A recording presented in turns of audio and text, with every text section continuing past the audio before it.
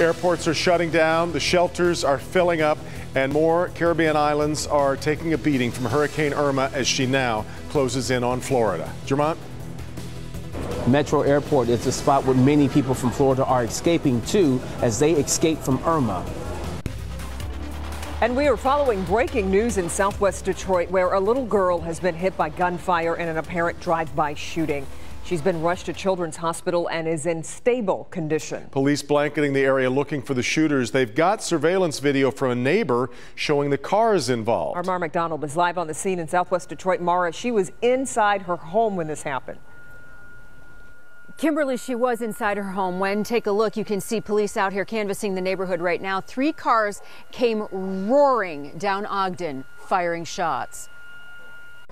DPD needs your help. Do any of these vehicles look familiar? 2 sedans and an SUV, likely black, maroon, and silver. Police want to talk to the drivers and passengers in each. Our detectives here at the scene, conducting their investigation, determined that a couple vehicles had come down the street and had exchanged gunfire with some residents mid-block in the 5800 block. Lumia Galeb is 3, about to turn 4. She was inside her family's home when the bullets started flying and was hit in the shoulder. Police tell us it's a through-and-through wound. He's seen a little girl laying on the porch, all blood on her, her dress.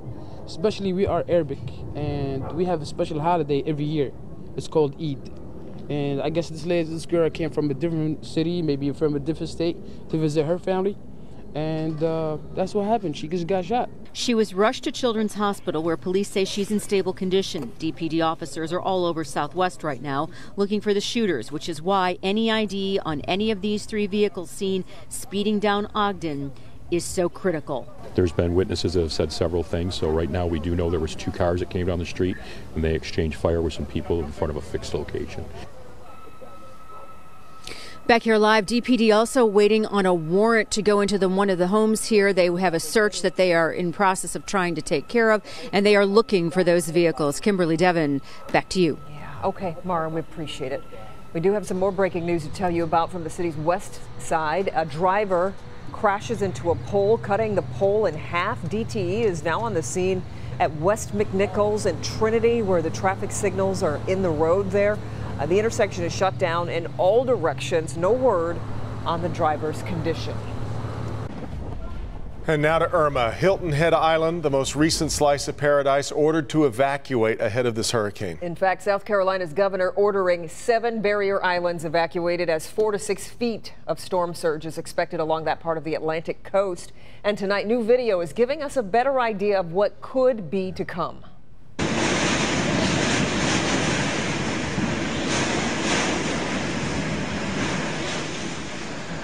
And that was the sound as Irma lashed the Bahamas and Dominican Republic. The furious winds took out power lines and trees.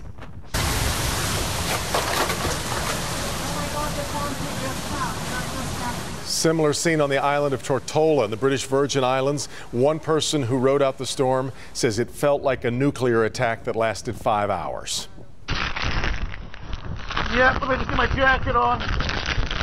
Woo! This is a reporter in Cuba showing you what it's like just struggling to get a jacket on in this wind and rain.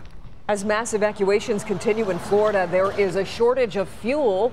So state troopers have been escorting tanker trucks to gas stations to get them there quickly and safely. The airport's packed with people who aren't driving. The last flights have already left South Florida. Airports further north now planning to close tomorrow. And lines are long at shelters that open for people to ride out the storm. This one in Miami hadn't opened its doors yet, but hundreds waited out in the sun to get inside. It's scary. It's very scary because they say the hurricane is so big. And I was here through Andrew, but it's still scary. So, I pray that everybody be okay. Absolutely. All right, let's send it over to Ben for the latest advisory on Irma. Ben? Yeah, Kim, Irma is back to being a Category 5 storm as this is very close to some of these outer islands on the northern shore of Cuba. 160 mile per hour sustained winds with gusts at almost 200 miles per hour. Now, this storm is likely going to hang right around the Cuban coast for about the next 24 hours or so. It will reemerge and return to the Florida Keys as a Category 4 hurricane hurricane, and this is going to be sometime Sunday morning. That's going to continue its track and make landfall on the southwest coast of Florida, likely in the afternoon, and by 8 p.m. that's going to be awfully close to Fort Myers, still as a Category 4 hurricane. That will continue to weaken, but look at how close to the coast the center of this forecast track is. It's been slowly moving to the west. So we'll have to watch this very carefully. If the cone continues to move in that direction, this storm may spend some time back over the Gulf waters before it moves into parts of southern Georgia and the Florida Panhandle. Much more on Irma and our local forecast coming up, guys. All right, Ben, so you say, how can people be staying? Evacuating ahead of a hurricane of this magnitude might seem like an easy decision, but for many it really is not that simple. And one evacuee who landed at Metro Airport tonight had to make the tough call to leave her family behind. Jermont Terry joins us live with more on this. Jermont? Yes, Kimberly, these were really last-minute decisions. People making, buying tickets 2 hours before the flights from Florida arrived here to Detroit. Now, the fact of the matter is, it's just hard when you are the only one that's leaving, knowing that you have your family back there in the path of Irma. It's been a day of anxiety for people at Metro Airport.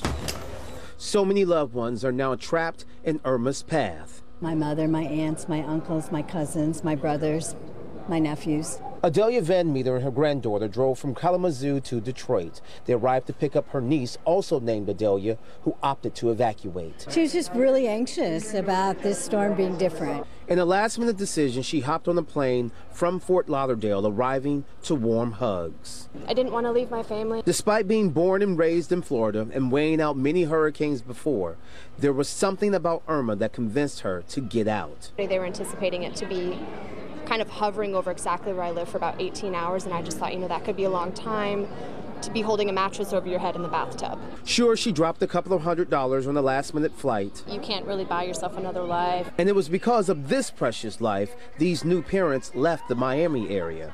Being a new father, it was hard to really protect your family for the first time. You kind of feel guilty. You're like, we're here, we're fine, but we were thinking about our friends. And everyone has a story, home. even on the flight. Some of the flight attendants were leaving family behind.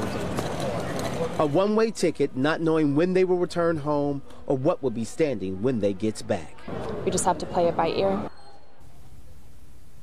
And playing it by ear is very difficult. Many of the people that we talked to coming from Florida said they felt a little guilt, very guilty that they are safe. But again, it's just that unknown of what they will come back to and whether or not their loved ones will be okay during all of this. For now, reporting live at Metro Airport, Jermont Terry, Local 4.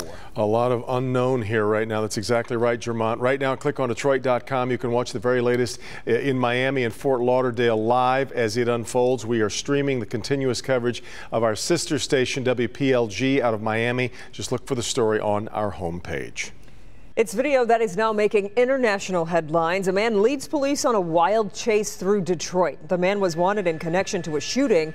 He weaved in and out of traffic on I-75 with police on his tail before eventually getting a flat tire. He then got out, jumped over the median, and ran into oncoming traffic there, making an incredible leap onto a minivan, stunning the driver. All of a sudden, I saw a guy jump from one side of the road to the other side. And at that point, I really didn't know what to do anymore. I was so scared. I'm sure he was. Well, nobody was hurt in the chase, which lasted about 45 minutes. You can watch the uncut video from Sky 4 on clickondetroit.com. That was phenomenal. Well, tonight was about giving back at Little Caesars Arena. It hosted an exclusive fundraising event called Hard Hats and Helping Hands. Attendees were treated to access to unique areas of the arena, and proceeds from the event go to the nonprofit Illich Charities, which focuses on education and community development. The grand opening of Little Caesars Arena is Tuesday. That's unbelievable. Seems like it just it's here. We've watched it all take place just a few blocks from us. That's right. All right, Target is shaking things up again, and that means cutting prices. Which items are among the thousands that are about to get cheaper? Also, a bright spot in a tough season. The Tigers did something tonight they haven't done since 2001. We'll have a look. Doc? It's a local clinic helping to improve the health of teenagers. I'm Dr. Frank McGeorge. Coming up, see why it's not just medication, but location that's helping make a difference to so many. All right, and updating that breaking news story that we told you about at the beginning of the newscast from Southwest Detroit. A little girl, just 3 years old, is hit by gunfire from a drive-by shooting while inside her house. There's a picture of the little girl. We're told she is in stable condition at Children's Hospital. Detroit police are reviewing video from a neighbor's security camera to try to determine who did this. You recognize any of these 3 vehicles seen speeding down Ogden Street? Call Detroit police right away. We'll be right back. People are scared. It's a local clinic helping to improve the health of teenagers. So the clinic has really helped me realize that it's not just me that needs help. But it's where this clinic is located that makes it so special. And sure, you've heard the saying, location, location, location. This clinic is a prime example of what a difference it can make. Not located near a high school, it's actually in one. Our Dr. Frank McGeorge here to show us why that matters so much. Frank? Students can't learn effectively when they're not feeling well, and they can't learn when they're missing class. This school-based clinic helps meet the needs of the student body and the community around them. I couldn't breathe one day in the school, and I ended up having to come down to the clinic to get help. I was able to get everything that I needed, including an extra inhaler. Liddell Watson was a top student at River Rouge High School, but his severe asthma and allergies were out of control. If your asthma is not okay, you're not okay at all. He found help at the Beaumont Teen Health Center located right inside his school. The clinic makes you know that you have somebody downstairs that you can go to at any time. We really embrace the idea that a healthy student is going to be more academically successful. Maureen Murphy is the clinic's nurse practitioner. To the students, she's Miss Maureen. These kids really feel comfortable here. They feel safe here. I don't wear a white coat. I want them to come in. I want them to own this clinic. I want them to ask the questions that they're afraid to ask, in a quick visit with a primary care. Like Liddell, an estimated 20% of the students that visit the clinic have asthma. Down here in River Rouge, tremendous amount of asthma. So understanding your asthma medications, understanding how to use them, how to really advocate for yourself and be preventative is huge. It's also cost effective. We often save 3 or 4 ER visits a week. The clinic obtains parent consent forms ahead of time, and they accept all insurances but never turn anyone away if they can't pay. In addition to students, the clinic is also open to Wayne County residents aged 10 to 21. We have an outside door as well as a door to the high school. So community can come in, and we even have a late night that helps with that with our community members. The clinic also performs school and sports physicals, treats routine illnesses and injuries, offers vaccines, and can test for and treat sexually transmitted diseases. But the clinic doesn't just handle physical health. There is a full-time social worker on staff, and every visit also includes a mental health assessment. And it helps identify if there are underlying issues that were not initially reported that they are struggling with. I think it'd be a very difficult age for some young men and women, in that they go through a lot of anxiety, depression, family dysfunction. Liddell spent his senior year volunteering at the clinic and urging others to take advantage of it. So the clinic has really helped me realize that it's not just me that needs help. It's a lot of other kids in the building that needs help. Liddell's asthma and allergies are now under control, and he's off to study education at Michigan State. He really appreciates what he learned about his own health right here. My motto is, and I tell everybody this, go be great. Nothing's stopping you besides you. He means that too. Liddell was accepted to 20 universities and won more than $375,000 in scholarship money. Now clearly he is an exceptional young man. Now the Beaumont Teen Health Center is supported by the Beaumont Foundation, grants from the state, and the Jewish Fund. And as you can probably tell, everybody who works in the clinic is so passionate about what they're doing and the difference that it's really making. Back to you. It sure is. All right, Doc. And there are also Beaumont Teen Center locations in Inkster, Redford Township, I should say, Romulus, Taylor, and Westland. Very good. All right, here's a look at what defender Karen Drew is working on for Monday night. Just that quickly, I don the vest. It's a whole new way to keep your kids protected at school. The idea coming from these local 3 fathers. If we wanted to save lives, we had to reduce that response time. So what is this system? How does it work? And would you want it in your child's school? The Defenders, Monday night at 11. Ben's back now. We keep talking about the hours keep ticking away, and you keep looking for hopeful signs, but so far everything just looks like it was almost designed to be this bad. Yeah, I mean, there is nothing that is going to slow this storm down unless it is the island of Cuba. And it really depends on how long it's going to spend there. And right now, it looks like it's just sort of brushing some of those islands that are on the north shore of Cuba. The forecast officially has it hanging around there for about the next 24 hours. But we talked about that increase to a Category 5 status, and we sort of saw this because the eye was very ragged. It was undergoing an eye wall replacement. And then you can see in the last hour or so, Irma really gets its act together. That eye wall closes. The cloud tops around there start getting colder. It's like when a figure skater pulls her arms in and just starts really spinning fast, and that's what's going on with the center of that storm. It is going to continue to sort of hug Cuba, again, for about the next 24 hours or so. Don't really pay much attention to the actual direction because we're going to see a lot of wobbles here, but it does look like it's starting to turn more to the northwest, at least within the last hour or so. So we'll continue to keep an eye on this core of Irma, but I wanted to show you some of the wind speeds. One of the reporting stations there in Cuba, sustained winds of 51 miles an hour with gusts of 70, so almost hurricane force, and that's a little bit inland from the coast. The outer rain bands of Irma almost reaching the Florida Keys. You can see that here. And by the way, the other thing we really haven't talked about is the tornado threat really is going to preclude Irma. So we could be seeing tornadoes form in some of these outer bands, even over here towards Miami, Fort Lauderdale, as we get into Saturday morning. Models in pretty good agreement, but again, this line just keeps going further to the west.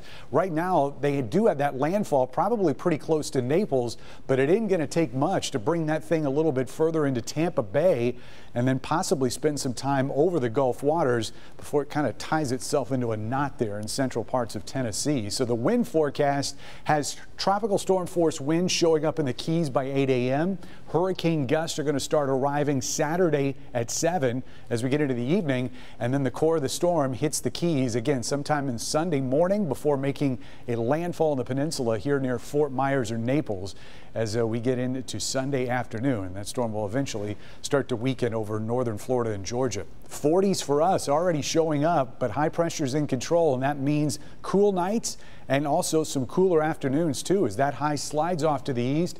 We will be seeing temperatures in the mid-60s for highs, but barely getting to 70 by the afternoon on Sunday. 48 to where we're going tonight. Wouldn't be surprised if a couple upper 30s show up by daybreak. 75 there on Monday, and we will stay mostly sunny through the end of next work week. It does look like Irma is going to stay south of us, so we don't have to worry about the impacts from that storm. Boy, that's all daunting, what you just showed us. Even though it's moved slightly to the west side of Florida now, it's so big it doesn't feel like it matters. That's why they say don't pay attention to the center of that cone because it has shifted across that entire state this week. Right. Okay. All right, looking ahead to the 2020 presidential election, one familiar face is considering making a return to the White House. Also, a hurricane to our south, burning to our west. Why a teenager is to blame for one of these devastating wildfires.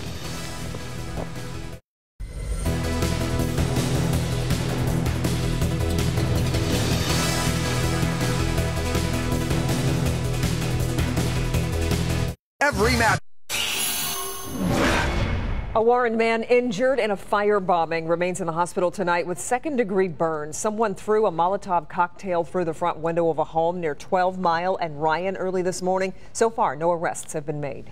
The Uber driver accused of sexually assaulting a passenger is in custody. A woman claims 29-year-old Fareed Ahmed assaulted her yesterday after picking her up in Midtown. Ahmed turned himself in this morning. While millions in Florida await wind and rain from Irma, people out west are dealing with fire. There are more than 60 major wildfires burning in 9 states, with Oregon, Montana, and California the hardest hit. At least 2,200 square miles have been burned. Firefighters are hoping cooler weekend temperatures and light rain will help them battle the largest fire in Oregon. They believe that one was actually started by a teenager playing with fireworks. The daughter of former Vice President Joe Biden dropped a hint that he may run for president in 2020. In a magazine interview, Ashley Biden said she thinks her father may make a bid for president, but cautioned that he hasn't made up his mind yet. She says right now her dad is focused on the Biden Foundation and the National Cancer Moonshot. All right, a Help Me Hank consumer alert we think you're going to like. Target announced today it is slashing prices on thousands of items. This includes cereal, paper towels, toilet paper, baby formula, and razors. The company says instead of having customers wait for the right sale, they're just going to offer everyday value. How about that? No word on when the new lower prices will take effect. What a concept. Yeah, genius.